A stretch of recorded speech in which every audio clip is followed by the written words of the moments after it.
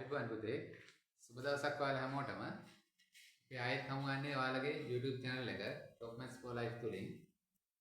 මේ වෙනකොට අභ්‍යාස මාලාවන් ගොඩක් අපි කරලා තියෙනවා. අද ඩෙර්මිනුම් වලට අදාළ අභ්‍යාසයක් තමයි කරන්න බලාපොරොත්තු වෙන්නේ. ඩෙර්මිනුම් වල පුතේ 16 පාඩම තමයි ඩෙර්මිනුම් කියන්නේ පස්වෙනි අභ්‍යාසය. බලමු අපි ගණන් ටික තියෙන්නේ කොහොමද කියලා. පළවෙනි ගාන මැටි පහනකට පොල් තෙල් මිලිලීටර් 30ක් පමණ දැමිය යුතුය. මැටි පහන් 50ක් සඳහා දැමිය යුතු පොල් තෙල් ප්‍රමාණය ලීටර් හා මිලිලීටර් වලින් නිමානය කරන්න. නිමානය කරන්න තියෙන්නේ අපිට ඒ කියන්නේ ගණනය කිරීමක් කරන්න වෙනවා. හරි. එහෙනම් අපි පළවෙනි වගන්තිය ලියමු. එක මැටි පහනකට දාන පොල් තෙල් ප්‍රමාණය මිලිලීටර් 30යි. එහෙනම් පහනකට දැමිය යුතු පොල් තෙල් ප්‍රමාණය. පහනකට දැමිය යුතු පොල් තෙල් ප්‍රමාණය. අන්න මිලිලීටර් 30යි කියලා අපිට දීලා තියෙනවා. මිලිලීටර් 30යි. අන්න ඒ වගේ මැටි පහන් 50ක් සඳහා අවශ්‍ය පොල් තෙල් ප්‍රමාණය. මැටි පහන් 50ක් සඳහා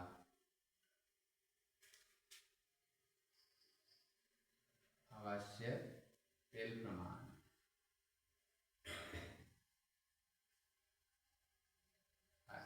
එතකොට මැටි පහන් 50කට අවශ්‍ය ගන්න පොල් තෙල් ප්‍රමාණය බලන්න මිලිලීටර් 30 අපි ගුණ කරනවා පුතේ 50.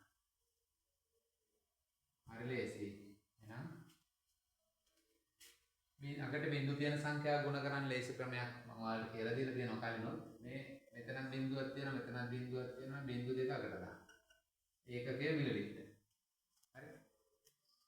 ගුණ කරන්න තියෙන සංඛ්‍යාවල අග තියෙන බිංදු ගාන තියාගන්න. මෙතන එක බිංදුවයි මෙතන එක බිංදුවයි බිංදු දෙක.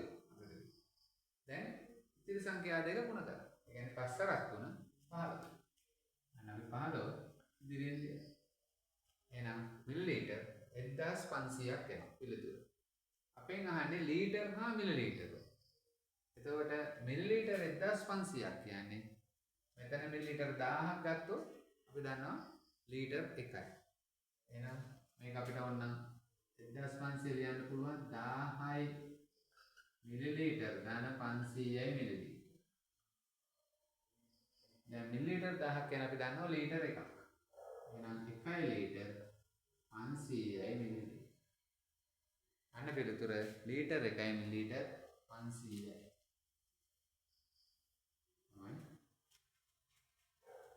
පහන් 50කට දාන්න ඕන තෙල් ප්‍රමාණය අපිට දැන් ලැබුණා ලීටර් 1යි මිලිලීටර් 500ක් විදියට. හරි. අපි ළඟට දෙවෙනි ගාන බලමු පුතේ. අමුත්තන් දස දෙනෙකු සඳහා මීකිරි අනුභවයට කිතුල් පැණි. අන්න මීකිරි ගන්න කිතුල් පැන්නේ බෙදාගන්නේ නේද? ඔව් කිතුල් පැණි මිලිලීටර් 500ක් පමණ අවශ්‍ය වුණා. අමුත්තන් 15 දෙනෙකුට මීකිරි අනුභවය සඳහා අවශ්‍ය වන කිතුල් පැණි ප්‍රමාණය මිලිලීටර් වලින් නිමානය කරන්න. හරි. එහෙනම් අපි වගන්තිය ලියමු. දස දෙනෙකුට අවශ්‍ය කිතුල් පැණි ප්‍රමාණය.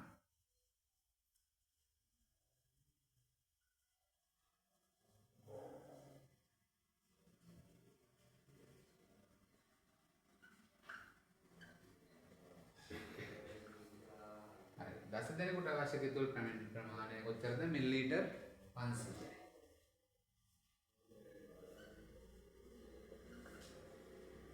දස දෙනෙකුට අන්න කිතුල් පැණි මිලිලීටර් 500ක් අවශ්‍ය වුණා. අමුත්තන් 15 දෙනෙකුට මීකිරි අනුභවය සඳහා අවශ්‍ය වන කිතුල් පැණි ප්‍රමාණය තමයි අහන්නේ. එහෙනම් 15 දෙනෙකුට අවශ්‍ය වන කිතුල් පැණි ප්‍රමාණය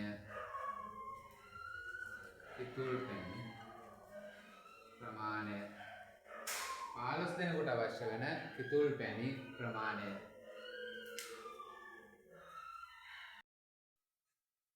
හරි. 15 දෙනෙකුට අවශ්‍ය කියන කිතුල් පැණි ප්‍රමාණය එහෙනම් අපි හොයන්න ඕන පුතේ 10 දෙනෙකුට මිලිලීටර් 500යි. එතකොට 500ක් අවශ්‍ය වෙන්නේ 10 දෙනෙකුට නම් අපිට එක්කෙනෙකුට අවශ්‍ය යන ගාන හොයා ගන්න පුළුවන් මොකක් කරොත් 500 10න් බෙදුවා. දැන් මේ තියෙන්නේ එක්කෙනෙකුට ඕන කිතුල් පැණි ප්‍රමාණය. අපෙන් අහන්නේ 15 දෙනෙකුට. එහෙනම් මේ එක්කෙනෙක්ගේ ගාන අපි මොකද කරන්නේ 15න් ගුණ කරනවා. 10 දෙනෙකුට අවශ්‍ය ප්‍රමාණය මිලිලීටර් 500. එහෙනම් 500 10න් බෙදුනම එක්කෙනෙකුට ඕන ගාන එනවා.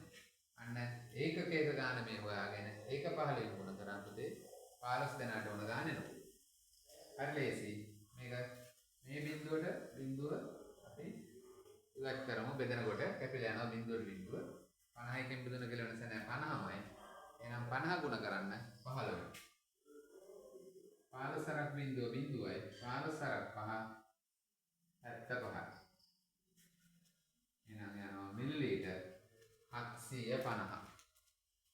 එහෙනම් මිලිලීටර් වලින් නිමානය කරන්න කියනවා මිලිලීටර් 750ක් යනවා 15 දෙනාට අවශ්‍ය කිතුල් පැණි ප්‍රමාණය. හරි. එහෙනම් ඒ ගණන් දෙක ඒ විදිහට තමයි ඉතුරු වෙන්නේ. හරි. අපි බලමු තව ගානක් තියෙනවා තුන්වෙනි ගාන කොහොමද එන්නේ කියලා. තුන්වෙනි ගාන තියෙන මෙහෙම පුතේ බලන්න තැඹිලි ගෙඩියක මිලිලීටර් 650ක පමණ තැඹිලි වතුර ප්‍රමාණයක් ඇත. අනෙක ගෙඩියක තියෙනවා මිලිලීටර් 650ක විතර වතුර ප්‍රමාණය. ඒ කියන්නේ හැම ගෙඩියම 650ක් තියෙනවා කියලා නෙමෙයි.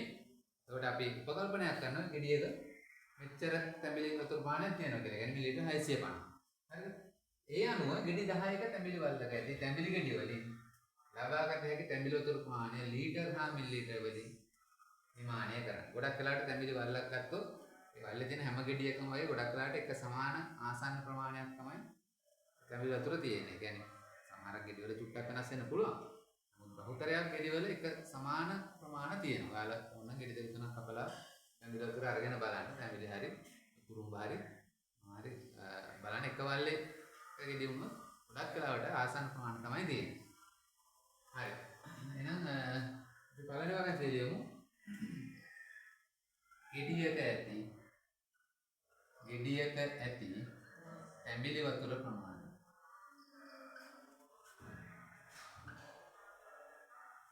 මේ වගන්තිය ලියා ගන්න එක තමයි වැදගත්. ගොඩක් අයට ඒක තමයි බැරි. හරියට වගන්තිය ලියා ගන්න ගෙඩියක ඇති තැඹිලි වතුර ප්‍රමාණය. මිලිලීටර් 650.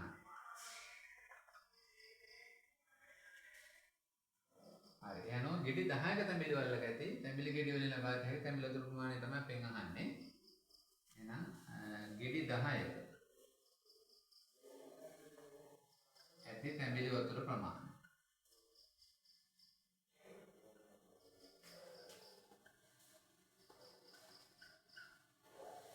හරි.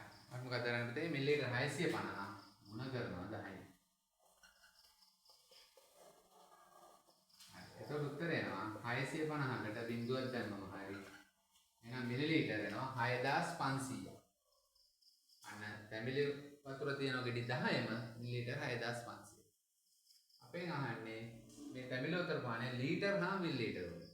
එතකොට එහෙනම් මේක අපිට ලීටර් හා මිලිලීටර් වලින් දක්වන්න වෙනවා. 6500 ලියන්න පුළුවන් පුතේ 1000 ගුණාකාරනේ අපිට ගන්න වෙන්නේ. එතකොට 6000ක් ගන්න පුළුවන්. මොකද මිලිලීටර් 1000ක් කියන්නේ ලීටර් එකක් නිසා. එහෙනම් 6000යි මිලිලීටර් ධන 500යි මිලිලීටර්. හරි. දැන් අපිට එනවා මිලිලීටර් 6000ක් කියන්නේ ලීටර් එකක්. ලීටර් 6ක්. ලීටර් එකක් කියන්නේ මිලිලීටර් 1000යිනේ. එහෙනම් මිලිලීටර් 6000ක් කියන්නේ ලීටර් 6යි. ධන 500යි මිලිලීටර්. එහෙනම් අපිට ධන ලකුණ ඉවත් කරලා ලීටර් 6යි 500යි මිලිලීටර් කියලා. ඒ තමයි තැඹිලි ගෙඩි 10යි තියෙන තැඹිලි වතුර ප්‍රමාණය. ලීටර් 6යි මිලිලීටර් 500යි. හරි පුතේ එහෙනම් 16 5 අභ්‍යාසයේ අපිට තියෙන්නේ ගණන් 3ක් විතරයි. අපි එන ඒ ගණන් 3 අදලා අවසන්. එහෙනම් ඔයාලට පුළුවන් දැන් මේ අභ්‍යාසයේ ගැටලු ටික निराකරණය කරගන්න. අපි එහෙනම් අදට මේ අභ්‍යාසයෙන් නවතිනවා. ඔයාලට මොන හරි ගැටලුවක් තියෙනවා අපිට කමෙන්ට් එකක් දාලා අහන්න පුළුවන්. ඉදිරියේදී අපි ඔන්ලයින් ක්ලාස් එක කරගෙන යන බලාපොරොත්තු වෙනවා. ඔයාලා ඒ සම්බන්ධයෙන් කැමති අය කමෙන්ට් එකක් දාන්න විස්තර ටික එවන්න නම ලිපිනය හා පාසල අපි ඉදිරියේ ගෲප් එක හදලා දැන් තුන්වෙනි වාරට අදාළව පන්තිය පටන් ගන්න සියල්ල සූදානම් කරලා තියෙන්නේ ළඟදිම දිනයක අපි ඒ බව ඔයාලව දැනුවත් කරනවා හරි එහෙනම් කාටත් සුබ දවසක් අපි ඊළඟ අභ්‍යාසයෙන් හමු වෙමු අයුබෝවන් පුතේ